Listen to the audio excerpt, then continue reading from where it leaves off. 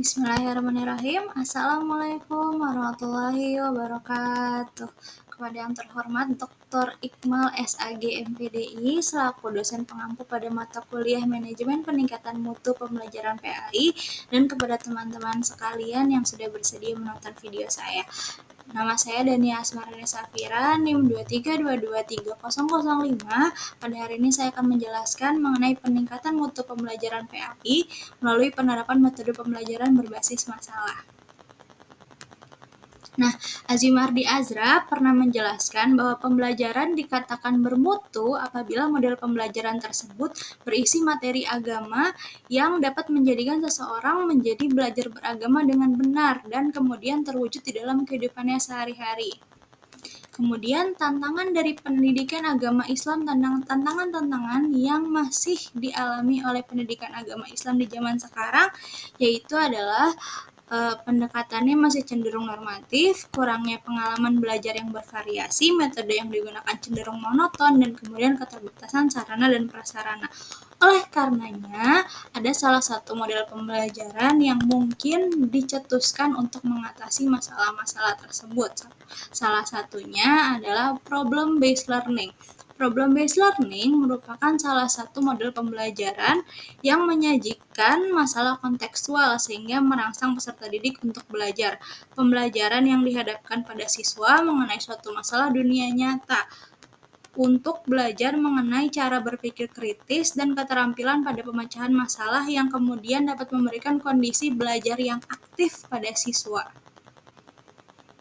Nah, karakteristik dari problem-based learning ini ada 5, yaitu yang pertama, aktivitas didasarkan pada pernyataan umum. Yang kedua, belajar berpusat pada peserta didik dan guru berperan sebagai fasilitator. Kemudian, peserta didik bekerja kolaboratif atau bekerja sama. Kemudian yang keempat, belajar digerakkan oleh konteks masalah. Kemudian yang kelima, belajar interdisipliner atau antar pemahaman. Jadi tidak hanya satu pemahaman saja yang dipelajari oleh anak.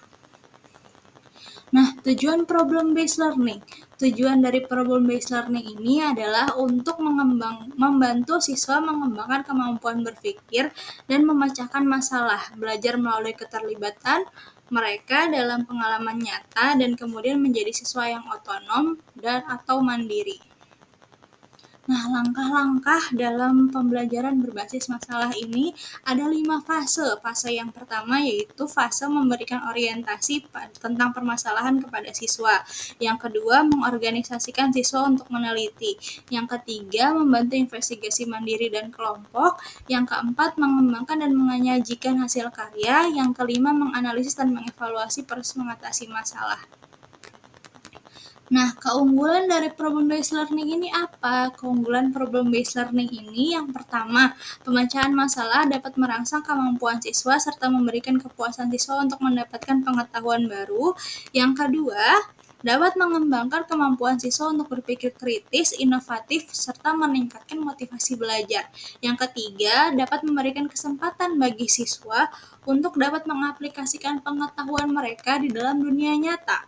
Kemudian, yang keempat, mendorong siswa untuk belajar sepanjang hayat. Yang kelima, memberikan kesadaran kepada siswa bahwa motivasi belajar ini tidak hanya dari dalam diri tapi juga bisa dari lingkungan. Kemudian, kalau tadi kita bahas keunggulannya, sekarang kita bahas kelemahannya. Ketika siswa kemudian tidak memiliki minat dan memandang bahwa masalah itu sulit untuk dipecahkan, maka ia akan merasa enggan. Yang kedua, memerlukan waktu yang panjang untuk mempersiapkan, sehingga guru ini harus mempersiapkannya secara matang. Kemudian, yang ketiga, pemahaman siswa terhadap suatu masalah di masyarakat terkadang kurang, sehingga proses pembelajaran tidak berjalan dengan maksimal. Kemudian yang keempat, kesulitan terletak pada guru yang menjadi fasilitator dan mendorong siswa untuk mengajukan pertanyaan yang tepat daripada menyerahkan solusinya.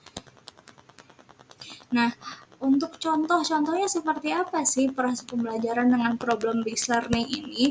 Untuk fase yang pertama yaitu memberikan orientasi pada siswa. Guru memulai dengan memberikan orientasi mengenai topik yang akan dibahas. Misalnya, guru memperkenalkan tema nilai-nilai toleransi dalam Islam. Guru menjelaskan bagaimana pentingnya toleransi, bagaimana Islam mengajarkan prinsip-prinsip toleransi, kemudian siswa diajak untuk memahami juga tujuan pembelajaran pada hari ini itu seperti apa. Nah, kita masuk kepada fase yang kedua, mengorganisasikan siswa untuk meneliti. Guru kemudian membagi siswa ke dalam beberapa kelompok kecil. Setiap kelompok diberi tugas untuk meneliti berbagai aspek toleransi dalam Islam. Seperti misalnya ada masalah apa nih di dalam toleransi. Guru kemudian memberikan panduan berupa sumber-sumber apa sih yang bisa membantu anak-anak dalam memecahkan masalah. Nah, kemudian fase yang ketiga, membantu investigasi mandiri dan kelompok. Guru yang berperan sebagai fasilitator dan memberikan bantuan saat siswa melakukan investigasi, guru memastikan bahwa setiap kelompok memahami tugasnya masing-masing dan kemudian membantu jika kemudian ada kesulitan yang dihadapi. Kemudian fase yang keempat, mengembangkan dan menyajikan hasil karya. Nah, setelah melakukan investigasi mengenai masalah tersebut dan kemudian mereka mencari solusinya, setiap kelompok menyusun hasil penelitian mereka ke dalam bentuk presentasi atau bisa juga laporan tertulis yang kemudian akan dibacakan di depan kelas. Kemudian, fase yang terakhir, menganalisis dan mengevaluasi proses mengatasi masalah. Setelah mempresentasi, guru bersama siswa yang menganalisis hasil kerja kelompok tersebut dan kemudian guru memberikan umpan balik mengenai kekuatan dan kelemahan dari masing-masing kelompok. Siswa juga diajak untuk merefleksikan proses pembelajaran pada hari ini, kemudian mengidentifikasi kesulitan-kesulitan apa yang mereka hadapi, dan kemudian mencari solusi bagaimana untuk memperbaiki kesulitan-kesulitan tersebut di masa yang akan datang. Nah, mungkin cukup sekian yang bisa saya sampaikan. Kurang lebihnya mohon maaf. Wabillahi taufiq wal hidayah. Wassalamualaikum warahmatullahi wabarakatuh. Terima kasih semuanya yang sudah menonton video ini.